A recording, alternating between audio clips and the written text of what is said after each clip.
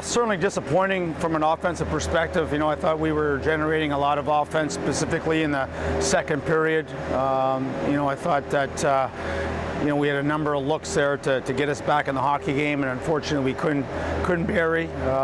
Special teams certainly played a big part in today's game, with them getting 2 power play goals and us getting shut out. So that was certainly one of the keys to the game was the special teams, and they won that battle. So unfortunately 5-on-5, I liked our game. I thought we generated enough chances to win the hockey game, but we certainly didn't get the back of the net at the appropriate times. Kind of seems like that's just been the way it is lately. This team is playing some pretty good hockey games and just not getting a bounce or two that might help them. Yeah, absolutely. Besides obviously the penalty kill has been struggling here. It's been a strength of ours all season, and we've given up now 6, I think, in the last 3 games. So we certainly got to get that back to where it was. But like anything, special teams, there's highs and lows throughout the season, and unfortunately the PK is going through a little bit of a downtime right now. So we got to get that back to where it was, and the power play needs to continue to get us some chances and hopefully get some goals, because I didn't like our discipline again today either.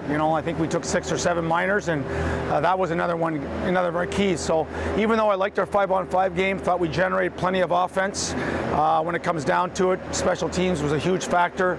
Our discipline, we wanted to keep it under 4 penalties. I think we had 6 or 7, and that was the game.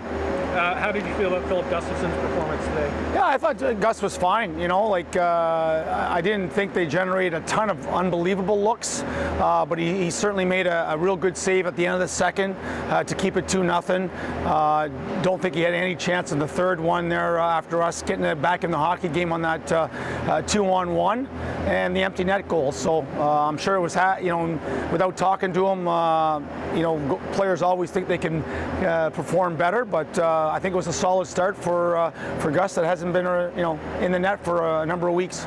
And Jonathan Aspero, you weren't concerned about his conditioning. Did you feel he met your expectations today? Yeah, I thought him and Max gave us a solid third pairing, and Aspo certainly had his engine going and was competing hard, and I'm sure as he gets more reps in games, his play will improve. But I had no issues with Aspo and Max as our third pairing tonight at all. And lastly, just what's kind of the mood like around the team right now, and how do you try to make that as positive as possible over the next day or 2 heading into Roch? Well, we're going to practice tomorrow in Roch, and all you can do is move on to the next one and continue to preach the right message. And we'll take a look at the game on the way to Rochester, and I suspect there's going to be plenty of good clips to show the team tomorrow, specifically from an offensive perspective.